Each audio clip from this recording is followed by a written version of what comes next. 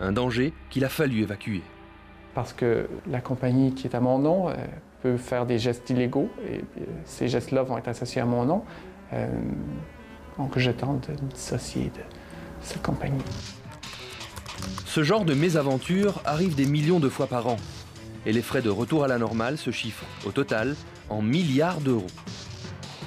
Derrière la grande majorité des fraudes, on retrouve des logiciels malveillants, capables de s'attaquer à n'importe quel type d'ordinateur, avec fil ou non. Globalement, on peut les classer en 4 catégories. D'abord, les virus. Comme les virus biologiques, ils utilisent les outils de communication les plus répandus pour se propager d'un ordinateur à l'autre. Au mieux, ils livrent un message humoristique, au pire, ils détruisent le disque dur. Ensuite, voici les vers. Ce sont des petits logiciels qui se déplacent de façon autonome dans un ordinateur pour y effacer des fichiers. Troisième danger, les chevaux de Troie. En apparence anodin, comme un jeu gratuit par exemple, ils ouvrent une porte dérobée dans l'ordinateur, ce qui permet à un pirate d'en prendre le contrôle à distance via Internet. Enfin, il y a les logiciels espions.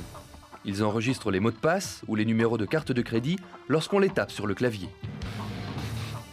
Ils peuvent aussi espionner les préférences des consommateurs de manière à mieux les bombarder de publicités non désirées par la suite. On regroupe souvent tous les types de logiciels malveillants sous un même vocable, virus.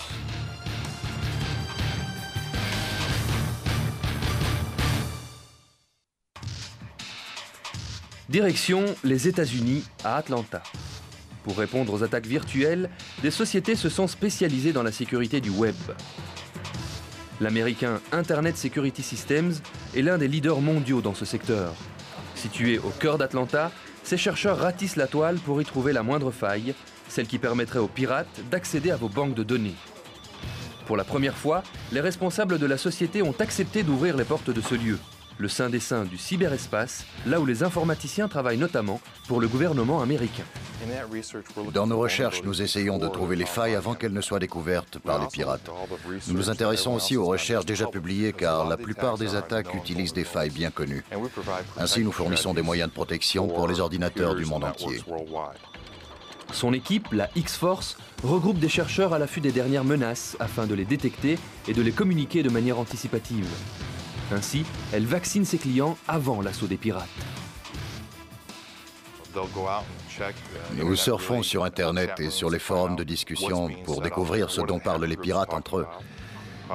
Il nous arrive aussi de leur parler directement, soit via Internet, soit par téléphone, pour savoir sur quoi ils travaillent. C'est étonnant, mais ils nous donnent souvent de bonnes informations. Le quotidien des chercheurs ne se résume pas à la chasse aux bandits de grande envergure. À moindre échelle, votre ordinateur privé aussi contient des informations que vous ne souhaiteriez pas divulguer. Pour éviter que l'on s'introduise dans votre vie privée, un seul moyen, vous protéger. Quand vous fermez à clé la porte de votre maison et de votre voiture la nuit, ou quand vous veillez sur vos enfants, protégez aussi vos informations en utilisant des logiciels adéquats pour vos réseaux. Nous voici maintenant quai Gallieni, à Suresnes, dans la banlieue de Paris. Avec les 370 millions d'ordinateurs qu'elle dessert, la société Symantec est elle aussi sur la ligne de feu en termes de sécurité informatique.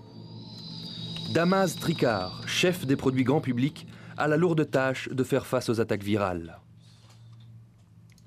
Ce qui explique l'explosion du nombre de virus, c'est la grande quantité de programmes que l'on retrouve sur le marché. Pour les rendre opérationnels, il faut des milliers de pages de code qui détaillent chaque tâche à accomplir dans les moindres détails. Dans ces milliers de pages, il y a toujours des failles qui rendent les ordinateurs vulnérables.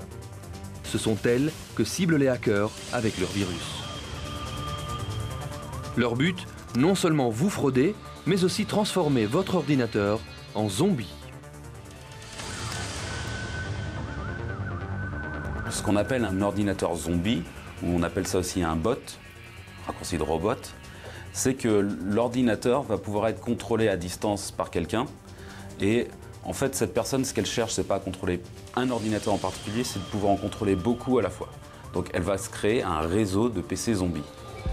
Ces réseaux de zombies, ces botnets, comme les spécialistes les appellent, il y en a des centaines de milliers dans le monde. Et chaque jour, il s'en crée 50 nouveaux. Plus de 60% de tout le courrier indésirable qui pollue nos boîtes, les pourriels, transite par ces réseaux illégaux. Alors, les pirates vendent les réseaux qu'ils contrôlent.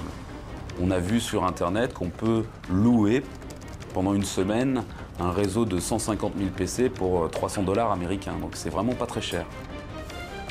Les ordinateurs zombies peuvent entrer en service sans que vous ne vous en rendiez compte, alors même que vous travaillez.